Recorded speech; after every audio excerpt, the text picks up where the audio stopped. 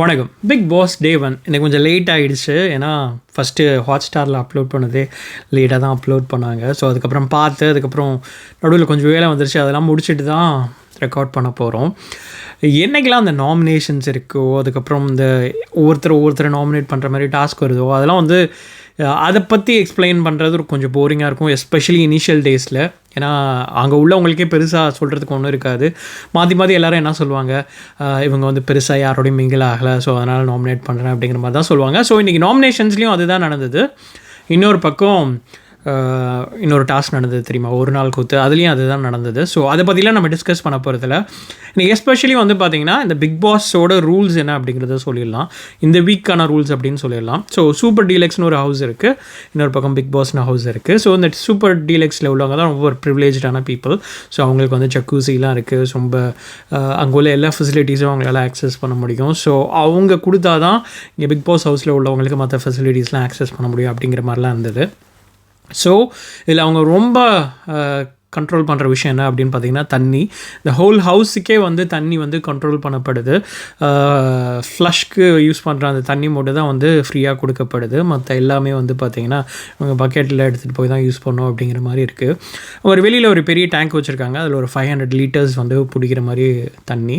அந்த தண்ணியை தான் இவங்க மற்ற எல்லாத்துக்குமே யூஸ் பண்ணணும்.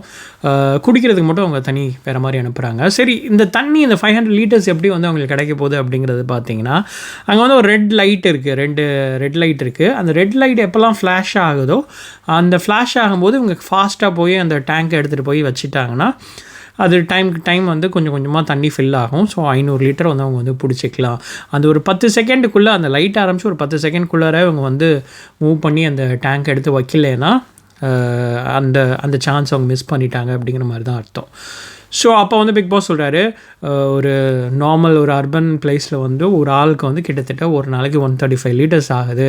ஆனால் நீங்கள் கிட்டத்தட்ட இங்கே 20 பேர் இருக்கீங்க, உங்களுக்கே நாங்கள் 500 லிட்டர் தான் கொடுக்குறோம். ஸோ பார்த்து யூஸ் பண்ணுங்கள் அப்படிங்கிற மாதிரி. ஸோ இதோட கண்ட்ரோல் அந்த தண்ணியோட கண்ட்ரோலு இங்கே உள்ள சூப்பர் டீலக்ஸில் உள்ள மெம்பர்ஸ் கொடுக்குறாங்க. ஸோ அதில் கம்ருதீன் இருக்கிறேன் அப்படின்னு சொல்கிறாரு.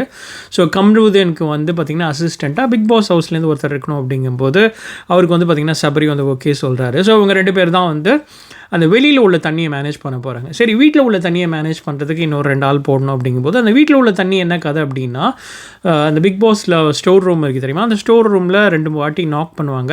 அந்த நாக் பண்ணும்போது இவங்க போய் உடனே கதவை திறந்து அந்த தண்ணி எடுத்துகிட்டு வந்துடணும். ஸோ ஒவ்வொரு வாட்டியும் சில பாட்டில்ஸ் வரும், எவ்வளோ பாட்டில்ஸ் வரணும்னு சொல்ல முடியாது. ஆனால் ஒவ்வொரு வாட்டி மிஸ் பண்ணும்போது ஒவ்வொரு பாட்டில் கம்மியாகிட்டே வரும் அப்படிங்கிற மாதிரி சொல்கிறாங்க.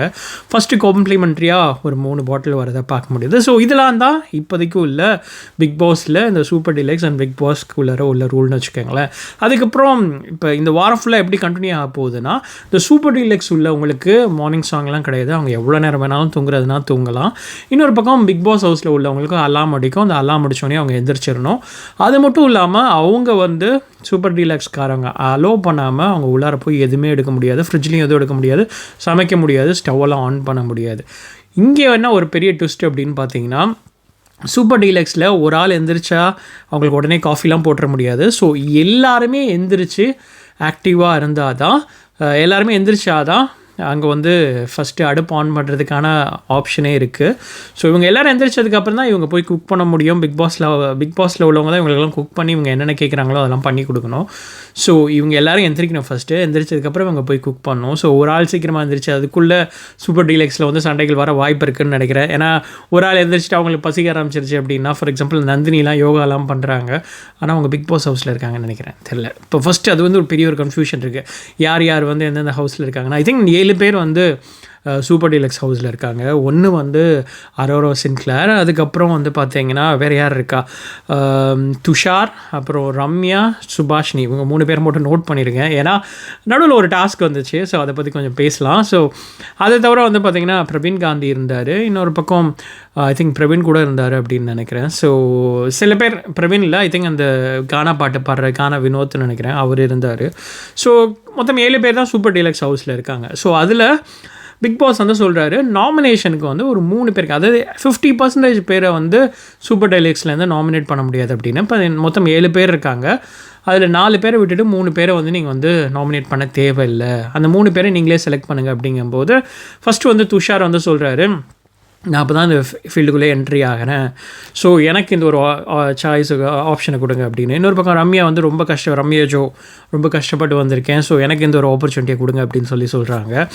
அதுக்கப்புறம் சுபாஷினி வந்து பார்த்திங்கன்னா, நான் ஒரு மீனவ குடும்பத்துலேருந்து வந்திருக்கேன், ஸோ நான் இவங்களை ரெப்ரசன்ட் பண்ணுறேன், ஸோ எனக்கு இன்னும் கொஞ்சம் ஒரு லாங் ஜேர்னி இருந்துச்சுன்னா நல்லாயிருக்கும் அப்படின்னு. ஒரு பக்கம் அரோரா சென்கில் சொல்லிடுறாங்க, இல்லை இவங்களெல்லாம் பார்க்க போகும்போது நான் ஒன்றும் பெரிய விஷயம் இல்லை, ஸோ அதனால் நான் வந்து விட்டு கொடுக்குறேன் அப்படின்னு. இன்னொரு பக்கம் பிரவீன் காந்தி வந்து நான் யங்ஸ்டர்ஸுக்கு விட்டு கொடுக்குறேன் அப்படின்னு சொல்லிட்டு அவர் தன்னை நாமினேட் பண்ணிக்கிறது, நாமினேஷனில் போகிறதுக்கு ரெடி அப்படிங்கிற மாதிரி சொல்கிறாரு. அப்புறம் வேறு யார் சொன்னால், அதுக்கப்புறம் ஐ திங்க் அந்த கானா வினோத்தும் வந்து பார்த்திங்கன்னா அவர் நாமினேஷன் போகிறதுக்கு ரெடி அப்படின்னு சொல்லிடுறாரு. அதுக்கப்புறம் இன்னொரு ஆள் சொன்னாங்க, யார் அப்படிங்கிறது நம்ம வாட்டர்மெலான் ஸ்டார் திவாகர் தான் வந்து பார்த்திங்கன்னா அவர் வந்து நானும் வந்து போகிறதுக்கு ரெடி அப்படிங்கிற மாதிரி சொல்லிடுறாரு. ஸோ இவங்கெல்லாம் வந்து அவர் வேறு வழி இல்லாமல் சொன்னார்னு நினைக்கிறேன், இல்லை அவர் முன்னாடியே சொல்லிட்டார் அப்படின்னு சரியாக ஞாபகம் இல்லை. ஸோ இவங்க 3 பேரும் நாமினேஷன்ஸில் வர முடியாது. அதுக்கப்புறம் மற்றவங்களாம் போய் நாமினேஷன்ஸுக்கு போகிறாங்க. நாமினேஷன்ஸில் கடைசியில் யார் வந்ததுன்னு பார்த்தீங்கன்னா, வியனா வந்து ஒரு 3 ஓட்டு வாங்கி அவங்க வந்திருக்காங்க. அப்புறம் ஆதிரை வந்து 3 ஓட்டு வாங்கி வந்திருக்காங்க. அப்சரா 3 ஓட்டு வாங்கி வந்திருக்காங்க. பிரவீன் வந்து 3 ஓட்டு வாங்கி வந்திருக்காரு. அப்புறம் பிரவீன் காந்தி இருக்கார்ல, அவர் வந்து 4 ஓட்டு வாங்கியிருக்காரு. அப்புறம் திவாகர் 7 ஓட்டு, அப்புறம் கலையரசன் 12 ஓட்டு. ஸோ இவங்களாம் தான் இந்த வாட்டி நாமினேஷன்ஸுக்கு வந்திருக்காங்க. மொத்தம் 1 2 3 4 5 6 7 பேர் நாமினேஷன்ஸில் வந்திருக்காங்கன்னு வச்சுக்கோங்களேன். ஸோ இப்போ இது வரைக்கும் நான் சொன்னது எல்லாமே ஒரு போரிங்கான விஷயங்கள். ஸோ நம்ம இப்போ இனிமேல் உள்ளார என்னென்ன இன்றைக்கி சுவாரஸ்யமாக நடந்தது அப்படின்னு பார்த்தீங்கன்னா, சுவாரஸ்யம்னாவே சண்டை தான், இல்லைனா டாஸ்க் இருக்கணும், டாஸ்க் வந்து அது மாதிரி எதுவும் கொடுக்கல. ஸோ சுவாரஸ்யமாக என்னென்ன சண்டைகள் நடந்தது அப்படின்னா, ஃபஸ்ட்டு வந்து ஒரு கொரட்டை சண்டை நடக்குது. அந்த கொரட்டை சண்டை யாருக்கு அப்படின்னா, ஒரு பக்கம் திவாகருக்கும் பிரவீனும். இது நைட்டு வந்து திவாகர் தூங்கும்போது கொரட்டை இவர் விடுறாரு, கொரட்டையெல்லாம் விட்டு எனக்கு தூக்கமே வராது அப்படிங்கிற மாதிரி பிரவீன் காந்தி இல்லை, இன்னொரு பிரவீன் இருக்கார்ல, அவர் சொல்லியிருப்பார் போல இருக்குது. அதுக்கப்புறம் நடுவில் அவர் தூங்கிட்டு இருக்கும் போதும் தூக்கத்துலேருந்து எழுப்பி கொஞ்சம் அந்த சைடு திரும்பி படுங்க அப்படிங்கிற மாதிரிலாம் சொல்லியிருப்பார் போல இருக்குது. அது யார் இவர் சொன்னது அப்படிங்கிறது சரியாக தெரியல, ப்ராப்ளி 24/7 பார்த்தா தெரியும். ஏன்னா பிரவீன் வந்து சொல்கிறாரு, அதை நான் சொல்லலை அப்படிங்கிற மாதிரி சொல்கிறாரு. ஸோ 24/7 பார்த்துருந்தா தான் தெரியும். பட் இதில் ஒரு கான்ஃப்ளிக்ட் வருது. ஆக்சுவலாக பிரவீனும் சேர்ந்து கொரட்டை விட்டுருப்பார் போல இருக்குது. அங்கே உள்ளவங்களும் சொல்கிறாங்க இவரும் கொரட்டை விட்டார் அப்படிங்கிற மாதிரி. ஸோ இதை வந்து அவருக்கு ஒரு மாதிரி ப்ரெஸ்டீஜ் விஷயம் போயிடுச்சு. இவர் வந்து திவாகர் எல்லாத்தையும் சொல்கிறாரு, அவரும் கொரட்டை விட்டுட்டு இருந்தார். லாஸ்ட்டில் வந்து பார்த்திங்கன்னா என்கிட்ட வந்து பெருசாக கொரட்டை விடாதீங்க அப்படிங்கிற ரேஞ்சுக்கெலாம் பேசினார் அப்படின்னு. ஆக்சுவலாக கொரட்டை விட்டுருக்கவங்க நடுவில் எழுப்பி வந்து கொரட்டை விடாதீங்கன்னு சொன்னால் கோபம் வரதான் செய்யும். இன்னொரு பக்கம் அவர் கொரட்டை விட்டுட்டு இருந்துட்டு திவாகரை சொன்னார்னா அவர் காண்டாக இருக்குது. அதில் ஒரு நியாயம் இருக்கிற மாதிரி தான் எனக்கு தெரியுது. அப்புறம் இன்னொரு விஷயம், திவாகர் வந்து அவர் தன்னை டாக்டர்னு சொல்லிக்கிறதாகட்டும், அப்புறம் நடிச்சு காட்டுறதாகட்டும், இதெல்லாம் வந்து நிறைய பேருக்கு அனாயிங்காக இருக்கும் அப்படிங்கிறதுல எந்த சந்தேகமே இல்லை. அது மட்டும் இல்லாமல் இவர் வெளியில் உள்ள ஒரு விஷயத்தை பிரவீன் வந்து உள்ளார எடுத்துகிட்டு வராரு அப்படின்னு நினைக்கிறேன். பிரவீன் என்ன சொல்கிறாருன்னா, இவர் வெளியில் வந்து நான் இருக்கிற இண்டஸ்ட்ரியை வந்து எவ்வளோ அசிங்கப்படுத்திட்டு இருக்காரு, சூர்யாவெல்லாம் எவ்வளோ அசிங்கப்படுத்திட்டு இருக்காரு, சிவாஜி எவ்வளோ அசிங்கப்படுத்திட்டு இருக்காரு அப்படிங்கிறதெல்லாம் அவர் மனசில் வச்சுட்டு அவர் சொல்கிறாருன்னு நினைக்கிறேன். அவர் என்ன சொல்கிறாருன்னா, அவர் நிறைய கொஞ்சம் சீன்ற வேலைகளை அவர் பண்ணுறாருன்னு வச்சுக்கோங்களேன். ஃபார் எக்ஸாம்பிள், நீங்கள் வந்து டாக்டரே கிடையாது அப்படிங்கிற மாதிரி ஒரு விஷயத்த சொல்கிறாரு. ஆக்சுவலாக திவாகரை உங்களுக்கு பிடிச்சிருக்கோ பிடிக்கலையோ, அது வந்து இந்தியாவில் வந்து பார்த்திங்கன்னா டாக்டர் அப்படிங்கிற போட்டுக்கலாம். ஆனால் டாக்டர்னு போட்டாலும் பக்கத்தில் வந்து பார்த்திங்கன்னா ஒரு உண்மையிலே ஃபிசியோதெரப்பி அப்படின்னு போடணும். ஸோ ஏன்னா இது வந்து அந்த மெடிக்கலில் உள்ள ஃபிசிஷியன் கிடையாது. ஸோ இது வந்து ஒரு கிளினிக்கல் டாக்டர் அப்படிங்கிற மாதிரி ரீஹாபிலிட்டேஷன்லாம் இருக்கும்ல. ஸோ அதுக்கெலாம் வந்து ஹெல்ப் பண்ணுற மாதிரி ஆனால் இந்தியாவில் வந்து அது டாக்டர்னு போட்டுக்கலாம்னு வச்சுக்கோங்களேன். எல்லா இடத்துலையும் போட முடியாது, இந்தியாவில் டாக்டர்னு போட்டுக்கலாம். அது மாதிரி சில கண்ட்ரீஸில் டாக்டர்னு போட்டுக்கலாம் அப்படிங்கிற மாதிரி இருக்குது. ஸோ அவர் வந்து சொல்கிறாரு, நான் டாக்டர் தான், இந்தியாவில் வந்து ரூல்ஸ் இருக்குது அப்படிங்கிற மாதிரி. ஸோ அதுக்கு நடுவில் வந்து இந்த கிமியா அவங்க உள்ளார வராங்க.